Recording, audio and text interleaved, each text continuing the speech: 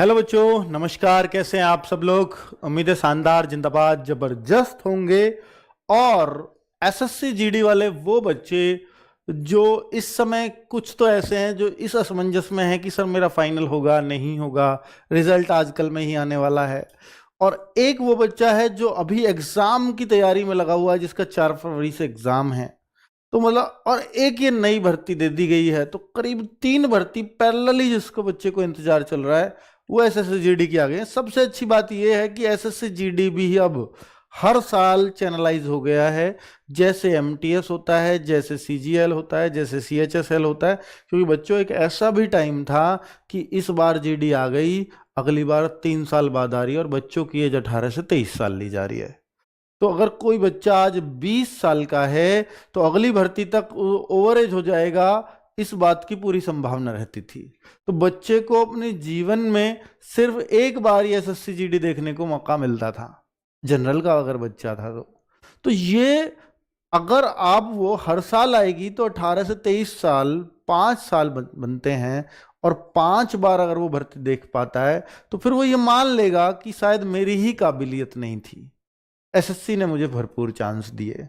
और यही बच्चा चाहता भी है कि चांस ही ना मिले तो ये तो अन्याय है, चांस मिले फिर भी ना हो तो ये फिर मेरी गलती है।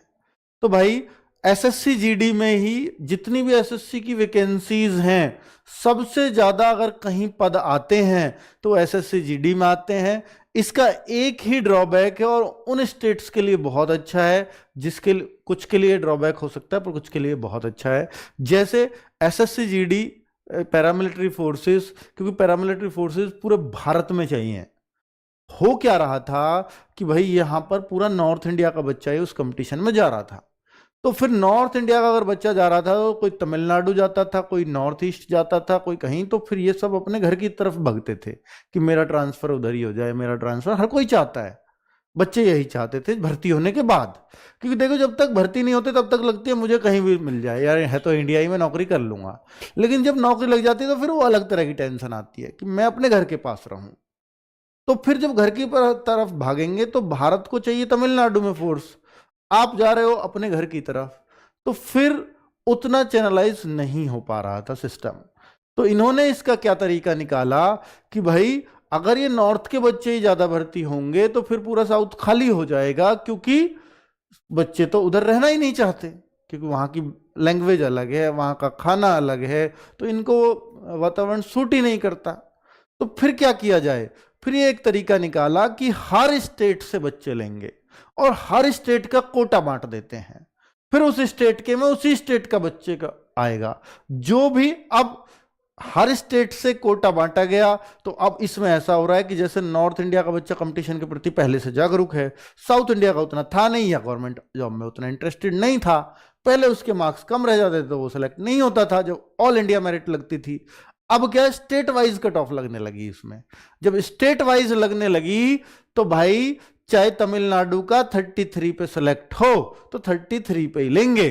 यूपी का बच्चा 100 नंबर लाए, 100 में से 90 लाए, तो 90 पे भी हो सकता है वो सिलेक्ट ना हो। एक 33% में सिलेक्ट हो रहा है, एक 90% में सिलेक्ट नहीं हो रहा। अब नॉर्थ इंडिया, यूपी का बच्चा, या मैं कहूंगा एमपी का बच्चा, बिहार का बच्चा, दिल्ली का बच्चा, हरियाणा का बच्चा, राजस्थान का बच्चा, इनको ये अपने साथ अन्याय लग रहा है कि भाई ये तो हमारे साथ इनजस्टिस है कि मेरी कट ऑफ तो इतनी ऊपर, उस स्टेट की इतनी नीचे। बहुत सारे बच्चे कुछ गलत तरीके भी अपना लेते हैं कि कोई असम से जिसने फॉर्म भर दिया कि मैं असम का ही निवासी हूं तो मैं असम की कट ऑफ में आ जाऊंगा। तो ऐसे चीजें बच्चा ऐसे तो मत करना, क्योंकि ऐसे तो बहुत सारे बच्चे गिरफ्तार हुए हैं पहले। तो ऐसी चीजें तो मत करना। पर अब ये गलत है या सही है, सरकार ने अपनी जरूरतों को पूरा करने के लिए ऐसा किया है। तो मैं उन स्टेट्स की बात कर रहा हूं कि जो साउथ इंडिया के स्टेट है, नॉर्थ इंडिया है, या पंजाब है, या मैं कहूंगा गुजरात है, महाराष्ट्र है, वेस्ट बंगाल है, असम है, मणिपुर, मेघालय, मिजोरम, जितने भी 7 सिस्टर्स है नॉर्थ इंडिया में, तो ये उड़ीसा, झारखंड, और इनमें भी बॉर्डर नक्सल एरिया, तो छत्तीसगढ़ में नक्सल एरिया, तो ये कट ऑफ काफी कम जाने लग गई। साउथ इंडिया की, आंध्र प्रदेश की, तेलंगाना की, ठीक है, केरला, कर्नाटक, गोवा, बहुत कब कट ऑफ जाने लगी और इनका सिलेक्शन बहुत आसानी से भी हो जाता है। तो भाई अगर आप एसएससीजीडी में इस तरह के, जम्मू कश्मीर बहुत कम पे हो जाता है, हालांकि जम्मू कश्मीर में कंपटीशन थोड़ा बढ़ा है एसएससीजीडी में, तो इन स्टेट्स के अगर आप बच्चे हो, जो मैंने नाम ले रहा हूं, तो यहां बहुत आसान है इस भर्ती में सिलेक्शन लेना। और ये एकदम से करीब 30, 40, 50 हजार वैकेंसीज आती हैं। और आपके स्टेट में अगर आप ये वीडियो देख रहे हो तो आप इतने सही प्लेटफॉर्म पे हो एसएससीजीडी के लिए कि भाई इससे बेहतर प्लेटफॉर्म एसएससीजीडी के लिए तो दूसरा नहीं है, चाहे आप इंडिया के किसी भी कोने से हो। तो आप सबसे बेस्ट जगह हो जहां से सबसे ज्यादा बच्चे सिलेक्शन लेते हैं। आप देखो कि 25,000 में से करीब 16-17 हजार बच्चों ने लगभग यहां से सिलेक्शन लिया, पहले जो भर्ती आई थी। ठीक है, तो मैं वो आपसे बताना चाह रहा हूं। हालांकि देखिए ऑनलाइन में कोई भी रिकॉर्ड मेंटेन करना, एग्जैक्ट मेंटेन करना थोड़ा मुश्किल होता है, क्योंकि ऑनलाइन का बच्चा मैं यहां भी पढ़ रहा हूं, मैं वहां भी पढ़ रहा हूं, मैं वहां भी पढ़ रहा हूं। अब उसको मैं भी गिनूंगा, वो भी गिनेगा, वो भी गिनेगा, क्योंकि वो तो आरडब्ल्यू से भी पढ़ा है।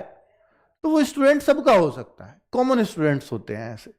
ठीक है, तो अब मैं एसएससीजीडी का बेटा रिजल्ट के लिए मैंने कल रोजगार विद अंकित मैंने बोला था, आप व्हाट्सएप चैनल से जुड़ जाओ।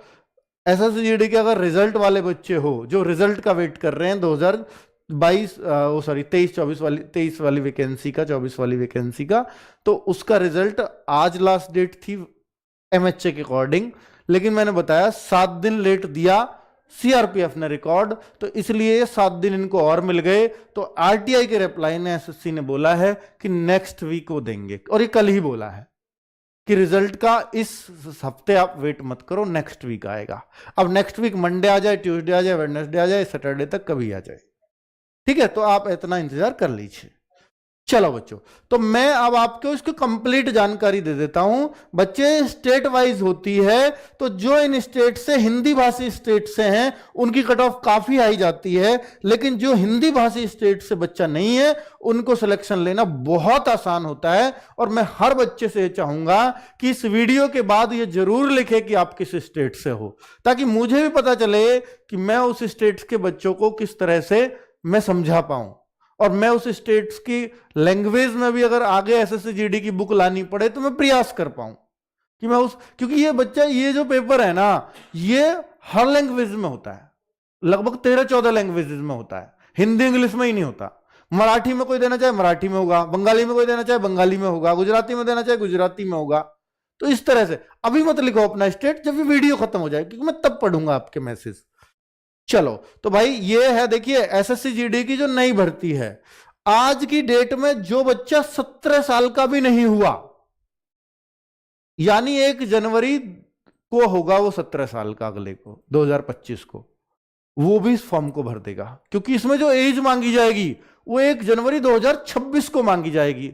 यानी 1 जनवरी जो बच्चा 2008 से पहले पैदा हुआ है, 2008 वाला भी इस फॉर्म को भर पाएगा, लेकिन उसमें 1 जनवरी वाला ही बस, 2008 का और कोई बच्चा फॉर्म नहीं भर पाएगा। 2007 वाले सब फॉर्म भर देंगे, जितने भी बच्चे 2007 में पैदा हुए हैं वो सब इस फॉर्म को भर पाएंगे। 2006 वाले तो भर ही पाएंगे, 5 वाले तो भर ही पाएंगे, लेकिन मैं कह रहा हूं अंडर एज नहीं हो आप, 7 वाला एक भी बच्चा अंडर एज नहीं है। ठीक है, तो 18 साल का, हाँ वो सब 18 साल के हैं, जो 7 वाले, चाहे वो दिसंबर में पैदा हुआ है 2007 में, वो सब इस फॉर्म को भर पाएंगे। तो फॉर्म कब आ रहे हैं? 11 नवंबर 2025 आते हैं, ऐसे सितंबर अक्टूबर में ही आते हैं हर बार, इस बार नवंबर में आ रहे हैं। मार्च अप्रैल में एग्जाम, फरवरी में तो अब भी हो रहा है, होने वाला ये मार्च अप्रैल में हो जाएगा बस। ये वैकेंसीज कितनी आती है देखो बच्चे, इसमें क्या ये बढ़िया नौकरी है, सीआईएसएफ, सीआरपीएफ, बीएसएफ, देखो भैया आपको अगर वर्दी का शौक है और अगर आपको देश सेवा का शौक है तो इससे बेहतरीन नौकरी नहीं मिल सकती। वर्दी और देश सेवा अगर आपके दोनों मन में है, इवन जो इंडियन आर्मी में जाना चाहते थे बच्चे, अब वो अग्निवीर होने से इंडियन आर्मी को प्रीफर नहीं कर रहे, वो एसएससीजीडी को प्रीफर कर रहे हैं। हर बच्चा इधर कन्वर्ट हो गया है, ठीक है, आर्मी की तैयारी करने वाला। तो भाई ये कितने आराम से मिलेगा क्या सिलेक्शन, या मुश्किल से मिलेगा, उन सब बातों पे बात करूंगा बच्चे। ये जितनी भी नौकरी है ना इसके अंदर, बीएसएफ, बीएससीआईएसएफ, बीएससीआरपीएफ, बीएसएसबी भी है, ये जो एसएसबी है ये रहती है बांग्लादेश वाले बॉर्डर पे, नेपाल वाले बॉर्डर पे। सीआरपीएफ आपको पता है सेंट्रल रिजर्व पुलिस फोर्स है, जहां भी इलेक्शन में ड्यूटी या किसी राज्य की पुलिस कम पड़ गई है इलेक्शन ड्यूटीज पे, क्योंकि पुलिस की कमी होती है, तो उन सब में सीआरपीएफ को भेजा जाता है। सीआईएसएफ आपके जितने भी एयरपोर्ट हैं, मेट्रो हैं, और जितने भी ऐसी इंडस्ट्री हैं जो गवर्नमेंट की हैं, उनको कौन रक्षा करेगा, उनकी उनमें कौन सिक्योरिटी करेगा? गवर्नमेंट के मंत्रालय हैं, कौन सिक्योरिटी देगा? CISF, central industrial security force, industry की फोर्स है ये।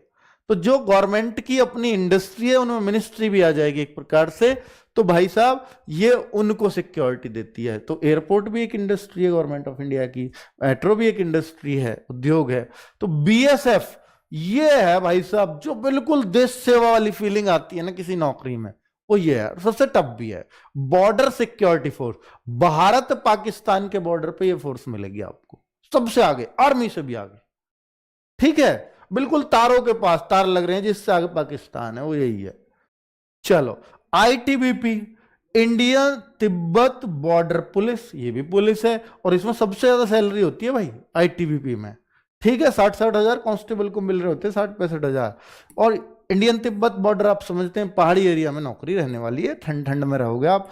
असम राइफल, ये भी उधर की है, ठीक है, असम वाले बच्चों को सबसे पहली चॉइस ये होती है, और इधर के बच्चों की भी होती है। इधर की इसलिए लेते हैं कि जो आर्मी वाली वर्दी बिल्कुल सेम टू सेम वो इस नौकरी में मिलती है।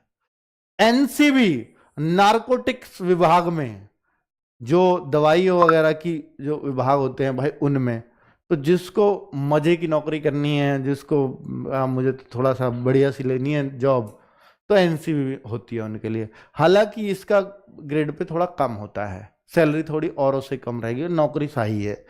एसएसएफ, इससे बेहतरीन नौकरी कहीं फोर्स में नहीं मिल सकती, ये मैं पहले से आपको बताता आया हूं। सबसे शानदार, सबसे मजे की नौकरी एसएसएफ है।